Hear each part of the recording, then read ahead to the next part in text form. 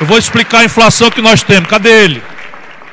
Vou explicar a inflação que nós temos. Quando o câmbio, que eu expliquei aqui, mexe no preço do pão por causa do trigo, quando o câmbio mexe no preço do remédio por causa do câmbio, por causa da química fina, quando o câmbio mexe na passagem de ônibus por causa do câmbio, por causa do diesel, a taxa de juros sobre isso não tem nenhum efeito. Por que se usa taxa de juros para enfrentar a inflação? É assim, muito simples de entender. A gente pode comprar o que a gente tem de renda, mais o crédito que a gente dispõe na praça. Isso os economistas chamam de demanda e demanda agregada. Então, se eu tiver capacidade de produzir 100 coisas e a demanda mais a demanda agregada for capaz, neste momento, como eu falei das bananas, de comprar 110 coisas, acontece um aumento de preço para tirar os mais vulneráveis desse ato de produto. Tem 100 para vender e 110 querendo comprar, a tendência natural é que a demanda provoque uma alta no preço para se adequar e tirar o mais pobre do jogo.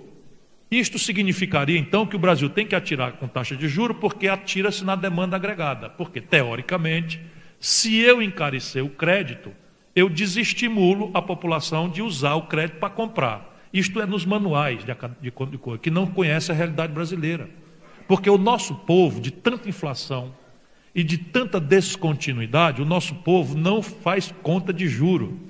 A conta que ele faz com o crediário, como é que chama? Ricardo Eletro, nas Casas Bahia, não sei o que e tal, é se a prestação cabe na renda. Ele não faz conta de que ele pega em 48 meses de prestação, ele paga 3 geladeiras e leva para casa uma. Porque ele não terá geladeira à vista, porque ele não tem renda para isso. E ele tem todo o direito de querer a geladeira. Então, o Casa Bahia, na verdade, não é uma Casa Bahia, é um banco que compreende a psicologia do consumidor popular brasileiro e cria um processo financeiro de picar as prestações de maneira que ela caiba na renda da pessoa. Não adianta você encarecer juro, o cara não presta atenção. Vamos compreender a nossa realidade, vamos gerar um pensamento econômico brasileiro. Isso não quer dizer que nós não vamos estudar o Lord Keynes, que nós não vamos estudar a escola de Chicago, como é que é essa agora que vocês estão na moda de estudar essa baboseira da escola austríaca e não sei o que e tal. Traz um para discutir comigo. E isso é uma intoxicação ideológica. Quem caiu nessa bobagem foi a Globo.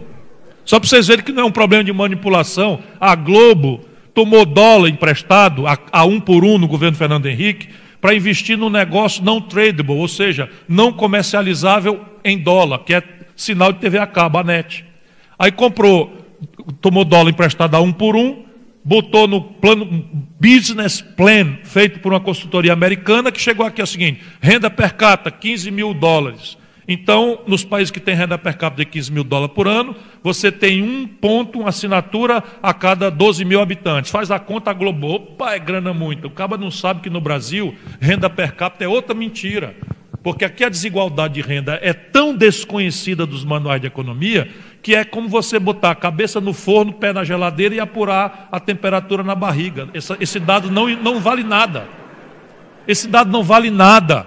Resultado, deu 1/10 dos pontos, os caras do tal business plan, da consultoria a norte-americana, não sabem o que é gato, né? E a gente tem que saber qual é a margem de gato, que é muito relevante, né, no Rio de Janeiro. E aí o que aconteceu? Veio a desvalorização do câmbio, a Globo quebrou.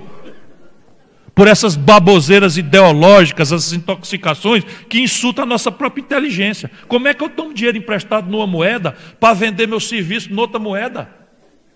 Sujeita, como obviamente, a oscilações que vão descalibrar o meu negócio. E os caras fizeram, portanto, o problema da Globo não é de manipulação, é problema de burrice e intoxicação ideológica. E alinhamento internacional. E ela vai fazendo escola.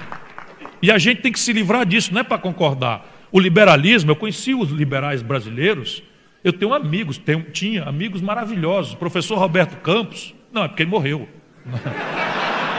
Professor Roberto Campos, nós saímos discutindo, nós fomos discutir em Oxford, na Inglaterra, um seminário produzido por ING Barings, eu, né, centro-esquerda e tal, e ele direita, mas um cara brilhante, porra, aí você aprende, o cara conversa, aí tem uma conversa e tal, e agora eu quero advertir que não tem mais nenhum.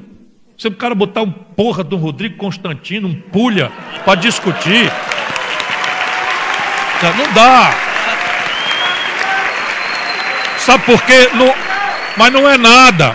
Não é nada, é porque ele não pensa, cara. Ele não pensa, ele é tal escola de... Como é? Na escola de austríaca.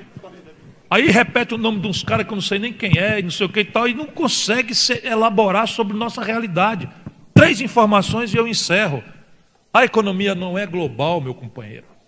A única coisa globalizada é a informação de um padrão ideal, idealizado, referido à nossa felicidade estúpida.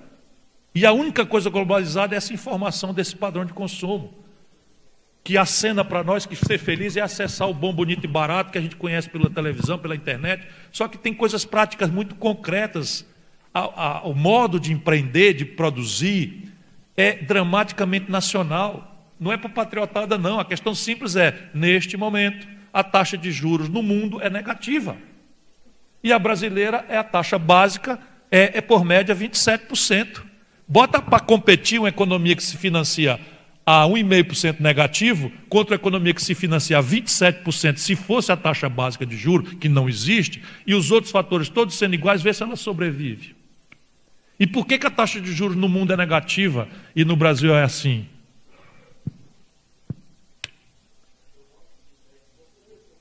Você pode pedir, aí agora você vai bancar o risco cambial. Então tem que imputar no seu empréstimo estrangeiro o custo do hedge. Aí você vai de novo para qual é a taxa? O Risco Brasil agora vai te dar uma taxa de juros estrangeira que não é a deles, a negativa.